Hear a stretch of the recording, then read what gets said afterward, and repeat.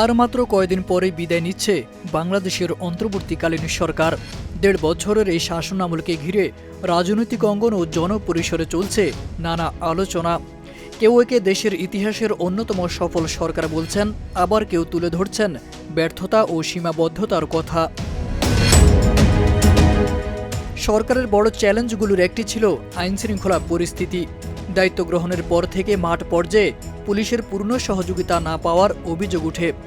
প্রশাসনের একটি অংশ সহযোগী না হলে স্বল্পমেয়াদী সরকারের পক্ষে আইন ব্যবস্থার কাঙ্ক্ষিত উন্নয়ন বাস্তবায়ন কঠিন হয়ে পড়ে। বিচার নিশ্চিত করতে না পারাও সমালোচনার বিষয়। তবে এখানেও বিতর্ক রয়েছে, বিচার নিশ্চিত করা কতটা সরকারের দায়িত্ব আর কতটা বিচার বিভাগের স্বাধীন সিদ্ধান্তের উপর নির্ভরশীল। তবে সরকার বিচার বিভাগে হস্তক্ষেপ করলে গণতান্ত্রিক মানদণ্ড নিয়েও প্রশ্ন উঠত। জনগণের প্রত্যাশাও ছিল অত্যন্ত উচ্চ। শেখ হাসিনার পতনের পর অনেকেই ১ বছরের মধ্যে দেশব্যাপী আমূল পরিবর্তনের আশা করেছিলেন, যা বাস্তবসম্মত ছিল না। তবুও সরকার অর্থনীতি ও প্রশাসনে সংস্কারের চেষ্টা চালিয়েছে। পলিথিন নিষিদ্ধকরণ, সেন্ট মার্টিন দ্বীপ সংরক্ষণ, বন্দর ব্যবস্থাপনায় দুর্নীতি বিরোধী উদ্যোগের মতো সিদ্ধান্তগুলোতে সরকার বিভিন্ন মহলের চাপ ও আন্দোলনের মুখে পড়ে।